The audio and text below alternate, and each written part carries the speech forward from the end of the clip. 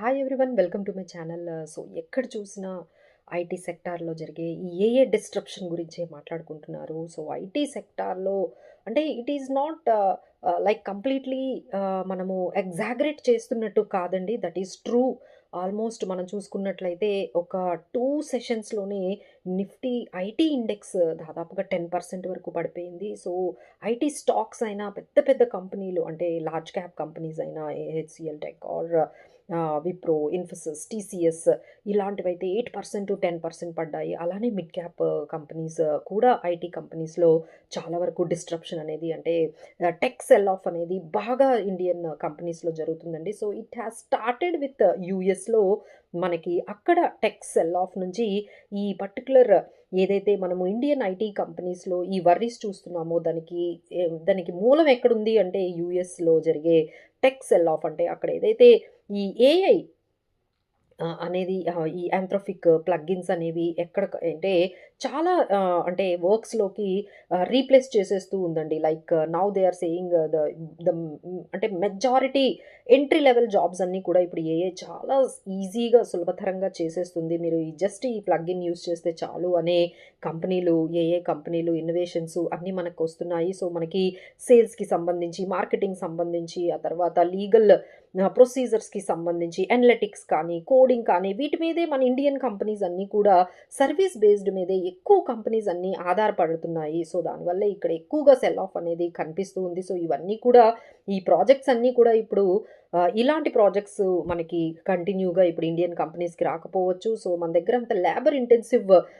Service oriented అయిన ఈ tech companies, Indian tech కంపెనీస్కి అయితే ఇది ఒక కంప్లీట్లీ వర్రీసమ్ అండి. ఎందుకంటే వాళ్ళ బిజినెస్ మోడల్స్ అన్నీ కూడా మారిపోబోతున్నాయి.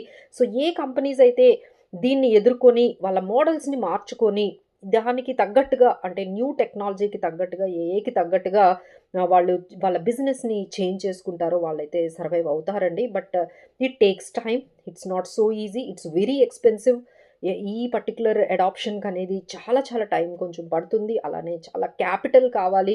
So Indian IT companies are ready for this kind of capital expenditure, for this kind of ట్రాన్స్ఫర్మేషన్కి ఎంతవరకు రెడీగా ఉన్నాయి, ఎంత టైం పడుతుంది అనేది అయితే చెప్పలేకపోతున్నామండి. ఒకవైపు ఐటీ జాబ్స్ అన్నీ కూడా చాలా డైలమాలో ఉంటే, ఇంకొక వైపు మనకి ఈ ఐటీ కంపెనీస్లో ఇన్వెస్ట్ చేసే ఇన్వెస్టర్స్ గురించి మనం మాట్లాడుకోవాలండి. సో ఇందులో 2 రకాలుగా ఉన్నాయండి. ఒకరేంటంటే డైరెక్ట్గా డీమ్యాట్ అకౌంట్ ఓపెన్ చేసుకొని మనందరి పోర్ట్ఫోలియోలో అసలు ఐటీ కంపెనీస్ లేకుండా ఉంటాయా అండి? So TCS, Infosys, HCl tech, Mindtree ఇలాంటి కంపెనీస్ మనకి జనరల్గా మనకి మన పోర్ట్ఫోలియోలో ఉంటాయి. సో ఇవన్నీ ఇప్పుడు దాదాపుగా ఒక 10-15% వరకు మనకి కరెక్షన్ కనిపించింది. ఇప్పుడు ఆ స్టాక్స్ని ఏం చేయాలి? అలానే మ్యూచువల్ ఫండ్స్లో కూడా మనము పెడుతూ ఉన్నాం కదండి స్కీమ్స్లో. సో పెద్ద పెద్ద స్కీమ్స్లో కూడా ఆల్మోస్ట్ వాళ్ళ ఎక్స్పోజర్ అంటే ఫండ్ మేనేజర్ ఆ స్కీమ్లో తీసుకునే ఎక్స్పోజర్ 5% నుంచి దాదాపుగా 40% వరకు ఉందండి. అంటే కొన్ని మనకి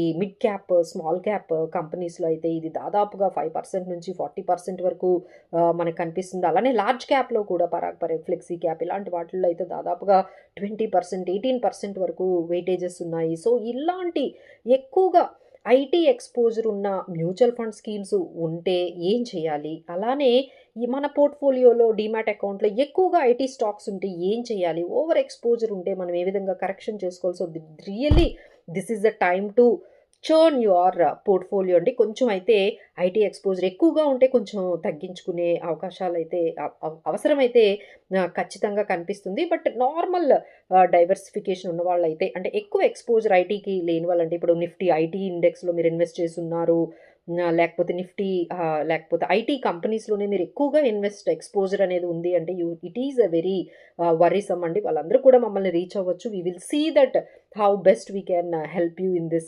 regard. So please stay tuned for more updates like this, and definitely don't go for panic selling. Consult an expert and then take a call. So thank you so much. Don't worry, Andy.